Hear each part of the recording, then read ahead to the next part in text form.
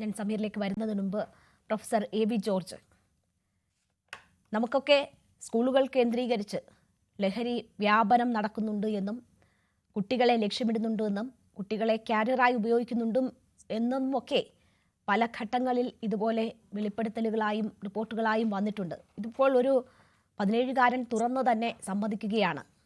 എന്താണ് പ്രതിഫലം?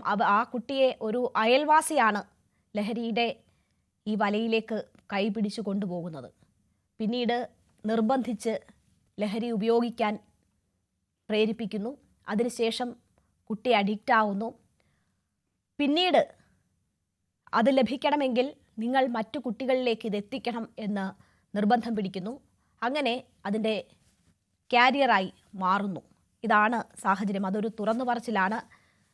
തുറന്നു പറയാത്ത ഒരുപാട് കാര്യങ്ങൾ ഉണ്ടായിട്ടുണ്ടാകാം. താങ്കൾ എങ്ങനെയാണ് ഈ സാഹചര്യത്തെ നോക്കിക്കാണുന്നത്? ഈ സാഹചര്യങ്ങളൊക്കെ മുന്നിൽ കണ്ടുകൊണ്ട് പല വിധത്തിലുള്ള ഇടപെടലുകൾ അധികൃതർ നടത്തുമ്പോഴും ഇതിങ്ങനെ നിർബാധം തുടരുന്നത് എന്തുകൊണ്ടാണ്? ലോകവ്യാപകമായി ഉള്ള ഒരു മഹാവ്യാധിയാണ് ഈ മയക്കുമരുന്ന് എന്ന കാര്യത്തെക്കുറിച്ച് നമുക്ക് ആർക്കും സംശയമില്ല. ഇത് പാശ്ചാത്യ രാജ്യങ്ങളിൽ വളരെ വ്യാപകമായി പ്രചരിച്ചുകൊണ്ടിരിക്കുന്ന ഒരു വസ്തുവാണ് എന്ന് നമുക്കറിയാം. എന്നാൽ ഇന്ത്യയിൽ ക്രമേണ ഇത് അത്രയധികം വ്യാപകമായിരുന്നില്ല ഒരു കാലത്ത്, പ്രത്യേകിച്ചും കേരളത്തിൽ. എന്നാൽ ഇന്ന് നമ്മയൊക്കെ ഞെട്ടിപ്പിക്കുന്ന തരത്തിൽ കേരളത്തിലും ഇത് വ്യാപിച്ചുകൊണ്ടിരിക്കുന്നു എന്നതാണ് ഏറ്റവും സങ്കടകരമായ സാഹചര്യം. ഇവിടെ നേരത്തെ സൂചിപ്പിച്ചതുപോലെ വിദ്യാഭ്യാസ സ്ഥാപനങ്ങളും അവിടുത്തെ വിദ്യാർത്ഥികളെയും കേന്ദ്രീകരിച്ചുകൊണ്ട് ഒരു വലിയ മയക്കുമരുന്ന് മാഫിയ സംഘം സംസ്ഥാനത്ത് വളരെ ശക്തമായി പ്രവർത്തിക്കുന്നുണ്ട് എന്നതിനെ സംബന്ധിച്ചുള്ള നിരവധി വെളിപ്പെടുത്തലുകൾ ഓരോ ദിവസവും വന്നുകൊണ്ടിരിക്കുകയാണ്. ഇവിടെ ഇൻട്രോയിൽ പറഞ്ഞു, സ്കൂൾ ക്യാമ്പസുകളിൽ ഇതിന് വ്യാപകമായിട്ടുള്ള പ്രചാരം ലഭിച്ചിരിക്കുന്നു. ഞാനൊന്ന് പറയട്ടെ, ഞാനൊരു കോളേജ് അധ്യാപകനായി 4 ദശാബ്ദക്കാലം പ്രവർത്തിച്ച ഒരാളാണ്. ഇത് സ്കൂൾ ക്യാമ്പസുകളിലേക്കാൾ വ്യാപകമായി കോളേജ് ക്യാമ്പസുകളിൽ ഇത് നടക്കുന്നുണ്ട് എന്നതിന് നേർസാക്ഷിയായി നിൽക്കാൻ എനിക്ക് അവസരമുണ്ടായിട്ടുണ്ട്. പ്രത്യേകിച്ച് ഈ പ്രാന്തപ്രദേശങ്ങളിലുള്ള കോളേജുകളിലെ നല്ല ഒരു വിഭാഗം വിദ്യാർത്ഥികൾ, ഞാൻ ആരെയും അടച്ചാക്ഷേപിക്കാൻ ശ്രമിക്കുന്നില്ല, നല്ല ഒരു വിഭാഗം, പ്രത്യേകിച്ച് സാധാരണക്കാരായ കുടുംബങ്ങളിൽ നിന്ന് വരുന്ന കുട്ടികൾ, അത്ഭുതപ്പെടുത്തുന്ന സംഭവം അതിൽ ചില പെൺകുട്ടികളും ഉൾപ്പെട്ടിട്ടുണ്ട്. അവരൊക്കെ ഇതിന്റെ കാരിയേഴ്സായി പ്രവർത്തിക്കുന്നു എന്നതാണ് ഏറ്റവും സങ്കടകരമായിട്ടുള്ള അവസ്ഥ.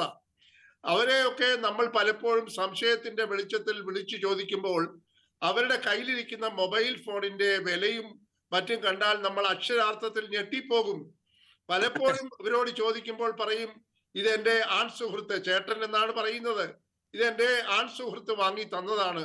അപ്പോൾ ഞാൻ ചോദിക്കും, എങ്ങനെയാണ് അദ്ദേഹത്തിന് ഇത്രയും വലിയ ഒരു ഫോണൊക്കെ വാങ്ങിത്തരാനുള്ള വരുമാനം? അത് ചേട്ടൻ കോളേജിൽ വരുന്നതിനകം വെച്ച് മറ്റു പല കാര്യങ്ങളിലൊക്കെ ഇടപെടും, അതിലൊക്കെ വരുമാനമുണ്ട് എന്ന് പറഞ്ഞൊഴിയുന്ന സന്ദർഭങ്ങൾ എൻ്റെ ജീവിതത്തിൽ ഞാൻ നേരായിട്ട് അനുഭവിച്ചിട്ടുള്ളതാണ്. അപ്പോൾ ഇത് സ്കൂൾ കോളേജ് എന്ന വ്യത്യാസമില്ലാതെ ഇതിനകത്ത് ഉൾപ്പെട്ടിരിക്കുന്ന ഒരു വിഭാഗം കുട്ടികൾ ഈ ശൃംഖലയുടെ വളരെ പ്രധാനപ്പെട്ട കണ്ണികളാണ് എന്ന കാര്യത്തിൽ യാതൊരു സംശയവും വേണ്ട.